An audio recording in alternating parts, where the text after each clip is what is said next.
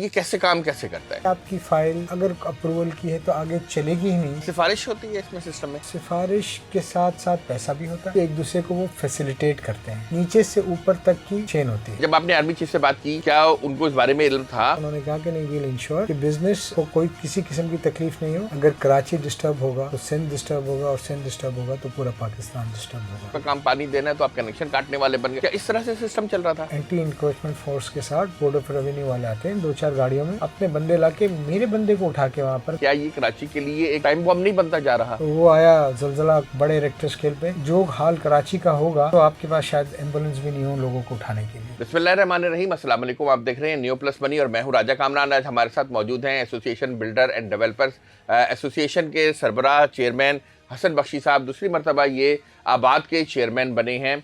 आबाद पाकिस्तान में, खुसूसन कराची में और सिंध में जो तामीराती सनत है घरों की और कमर्शियल बिल्डिंग्स की, उसके में जो कारोबार करने वाले लोग हैं उनकी एक नुमाइंदा तंजीम है।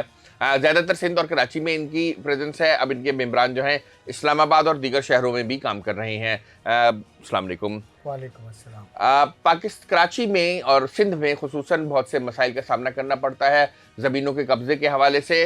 न सिर्फ ज़मीनों में कब्ज़े के हवाले से, बल्कि हम एक और इस्तिलाह सुन रहे हैं सिस्टम की, कि सिंध में सिस्टम चलता है। हमने तो पहले समझा कि यार अगर सिस्टम से चीज़ें चल रही हैं तो वो बेहतर होगी, चीज़ें पॉजिटिव हो रही होंगी। क्यों हसन भाई? मगर बाद में पता चला नहीं, ये तो एक नेगेटिव टर्म है। तो हसन भाई साहब जानेंगे कि सिस्टम क्या है, कैसे काम करता है, और अगर कुछ इन्हीं के मेम्बरान ये कह रहे हैं, सीनियर मेम्बरान, कि सिस्टम ख़त्म होने की उनको इशारे मिले हैं, तो वो किस तरह से मिले हैं, इसमें पूरी तरह से बात करेंगे। तामीराती सनत के हवाले से भी कुछ बात करेंगे। हसन साहब ये बताइएगा सबसे पहले कि ये सिस्टम क्या है और ये कैसे काम कैसे करता है? बिस्मिल्लाहिर्रहमानिर्रहीम। ये सिस्टम बहुत ही अच्छा लफ्ज़ है और दुनिया में इसके मायने ये हैं कि किसी भी एक तरीके से काम हुआ जाए। अगर फ़र्ज़ करें मेरी एक फ़ाइल है जो कि कंप्लीट है, तो सिस्टम के हिसाब से तो वो फ़ाइल जाके अप्रूवल होके आ जानी चाहिए। ये ठीक पर है। जो ये सिस्टम हमारे शहर कराची बिलूम और शहर सिंध में और प्रोविंस में काम करता है, इसके मायने आपने जैसे ख़ुद अपने उसमें कहा, ये एक नेगेटिव है। ये सिस्टम ये है कि आपकी फ़ाइल अगर अप्रूवल की है तो आगे चलेगी ही नहीं जब तक आपकी ऊपर वाले से हजरात से जो उस महकमे को कंट्रोल किए हुए हैं, या मैं यूँ कहूँ सिफारिश होती है इसमें सिस्टम में? सिफारिश के साथ साथ पैसा भी होता है। सिर्फ सिफारिश से काम नहीं चलता, पैसा मेन मूवर है। देखिए, हम तो ये समझते हैं हसन भाई कि अगर आपकी फ़ाइल में कोई गड़बड़ होगी, आपने कोई डॉक्यूमेंट पूरा नहीं किया होगा, कोई गलत काम कर रहे होंगे, इस वजह से आपको रिश्वत देनी पड़ेगी। नहीं, ऐसा नहीं है। मैं आपको अपनी एक फ़ाइल दे देता हूँ, आप उसको अप्रूव करवा के देख लें, आपको सारा अंदाज़ा हो जाएगा, लग पता आ जाएगा ये चलती कैसी है फ़ाइल। जैसे मलिक रियाज साहब ने भी कहा था कि जी मैं अपनी फाइल को अप्रूव करवाने के लिए पहिए लगाता हूँ, तो ये सिस्टम का मतलब ये वही पहिए हैं? जी जी, ये वही पहिए हैं।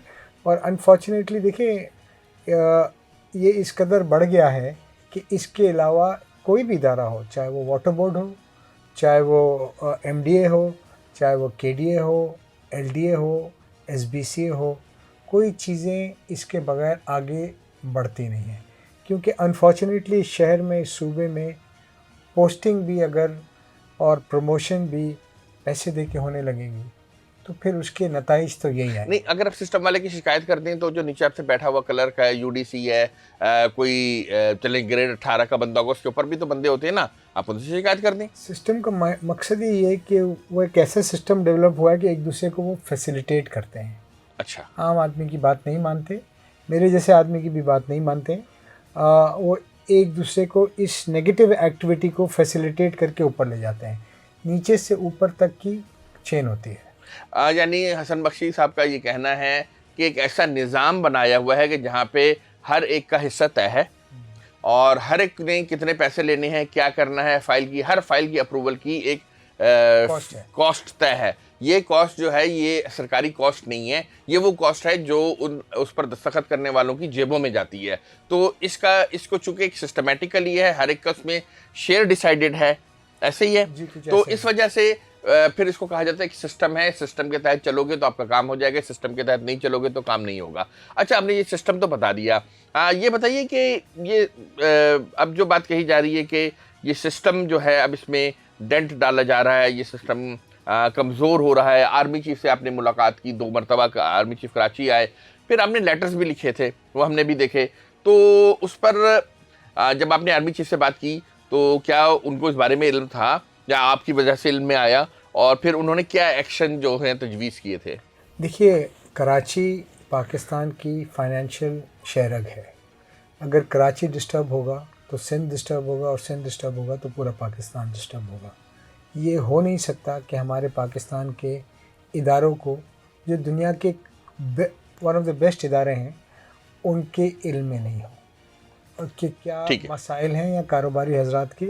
आर्मी चीफ आए और वहाँ पर मुख्तलिफ़ लोग थे, FPCCI के भी थे, KCCI के भी थे, काटी के भी थे, निकाटी के भी थे, आबाद के भी थे, और मुख्तलिफ़ एसोसिएशंस के लोग, राइस वाले भी थे। और ये जो ज़मीनें हैं ना, देखें, ये सिर्फ आबाद के बिल्डर्स की नहीं है, ये हर इंडस्ट्रियलिस्ट की ज़मीनें हैं। किसी ने अपनी फैक्ट्री के एक्सपेंशन के लिए ली हुई है, किसी ने कोई प्रोजेक्ट बनाना है उसके लिए ली हुई है, आबाद ने ली हुई है। तो ये जो मसाइल थे कि ज़मीनों पे सिस्टम कब्ज़ा कर रहा था और बोर्ड ऑफ रेवेन्यू में के साथ मिलके कर रहा था, एंटी इंक्रोचमेंट फोर्स का काम कर रही थी। तो ये तमाम बातें आर्मी चीफ को मुख्तलिफ जो वहाँ हाज़रीन थे उन्होंने बड़े खुल के बताई कि सर आप, और ये वो भी मेरे ख्याल में जब बताई, जब बार बार आर्मी चीफ साहब ये कह रहे थे कि आप लोग पाकिस्तानी हैं और आपने पाकिस्तान में इन्वेस्टमेंट करना चाहिए, हम आपको प्रमोट भी करेंगे, आपको सपोर्ट भी करेंगे, और अगर आप लोग नहीं करेंगे तो बाहर वाले कैसे क्यों करेंगे। तो वहाँ पर ये बात निकली कि सर हम किस तरह इन्वेस्टमेंट करें। कराची वाले और स्पेशली सिंध वाले तो बहुत परेशान हैं, क्योंकि उनकी जान को भी ख़तरा है, उनके माल को भी ख़तरा है। और कहीं कहीं मेरे पास तो इंस्टेंस ये भी आए हैं कि हमारा मेंबर अपनी ज़मीन पे गया जो कि कब्ज़ा हो गई, उसको हमारा पिटा भी। यानी जान, माल, इज़्ज़त तीनों महफूज नहीं है, तो किस तरह कोई इन्वेस्टमेंट करेगा। तो इसके बाद आर्मी चीफ साहब ने जब तमाम लोगों की ये बात सुनी तो उन्होंने कहा कि नहीं, वील इंश्योर कि बिज़नेस को कोई किसी किस्म की तकलीफ़ नहीं हो, क्योंकि अब जो जंग है वो एक इकॉनमी की जंग है, और इस जंग में हम जीतना चाहते हैं, और इसके लिए हमें जो भी काम करना पड़ेगा और जो भी हमारे इसमें बीच में आएगा, हम वी विल इंश्योर कि इट इज़ रिमूव्ड। अच्छा, अब आपने ये सब काम किया, बड़ी एफर्ट की, बड़े हायर लेवल पे आपने ख़त किताबत भी की, मुलाकातें भी की, गुफ्तगू भी की, आपने अपनी एक प्रोडक्टिव टाइम बहुत उसमें लगाया। तो ये बताइए कि उसके नतीजे क्या बरामद हुए हैं अभी तक? हनीफ गौहर साहब तो कह रहे हैं कि जी हमें महसूस हो रहा है, हमें पता लग रहा है कि सिस्टम ब्रेक हो रहा है। क्या सिस्टम ब्रेक हो रहा है? देखिए, मैं आपको एक बात बताऊँ, पहले तो ये हमें बिल्कुल क्लियर समझ लेना चाहिए कि this is a consistent fight. ये फाइट जब से शुरू हुई है, जब से दुनिया बनी है, अच्छाई और बुराई के दरमियान, और जब तक रहेगी, जब तक दुनिया कायम है। कभी अच्छाई जीतेगी, कभी बुराई जीतेगी। तो हम अगर ये एक्सपेक्ट करते हैं, हम में से कोई या कोई, कि 2 दिन में, हफ्ते में, महीने में, 6 महीने में बहुत माकूल रिज़ल्ट आ जाएगा, ऐसा नहीं है। ये कंटिन्यूस प्रोसेस है। हमारे जैसे मुल्कों में जहाँ आबादी ज़्यादा है, जहाँ पर लाकानूनियत ज़्यादा है, जहाँ तालीम का फुकदान है, वहाँ पर तो ये ज़्यादा मसाइल ज़्यादा हैं। आप हमारे नहीं, और भी कंट्रीज़ में देख लें, डेवलपिंग कंट्रीज़ में ये मसाइल है। यस, ये मैं कहूँगा कि this is the first drop of rain, और हम उम्मीद करते हैं कि इंशाअल्लाह ताला चीज़ें बेहतर होंगी, और उसके सिवा किसी के पास अब कोई चॉइस नहीं है। चाहे वो आर्मी चीफ साहब हों, चाहे वो बिज़नेस कम्युनिटी हो, चाहे वो हमारी ब्यूरोक्रेसी हो, चाहे वो पॉलिटिकल हज़रात हों, क्योंकि ये चीज़ें सीधी होंगी तभी काम चल सकेगा। देखिए, 24 करोड़ की आवाम है, आपको नौकरियां देनी है, आपको एक एनवायरनमेंट क्रिएट करना है, आपको आसानियां देनी है, आपको इस मुल्क को कियोस से बचाना है। तो अगर लोगों को रोज़गार मिलेगा, पेट भर के खाना मिलेगा, अपने काम से काम रहे, एक इंफ्रास्ट्रक्चर मिलेगा, तभी ये चीज़ें होंगी। अच्छा, मेरे जहन में एक बात आई, आपने जो बात कही कि मैं अब सवाल को रीफ्रेश करता हूँ, दोबारा अपने उससे पिछले वाले सवाल पर जाता हूँ। आपने कहा कि इंक्रोचमेंट, एंटी इंक्रोचमेंट वाला इंक्रोचमेंट, और जिसने यानी जो काम करना था वो उसी के मुखालिफ काम कर रहा था। यानी अगर आपका काम ज़मीनों से कब्जे छुड़वाना है तो आप कब्जा माफिया का हिस्सा बन गए, आपका काम पानी देना है तो आप कनेक्शन काटने वाले बन गए। क्या इस तरह से सिस्टम चल रहा था? जी, बिल्कुल ऐसे ही।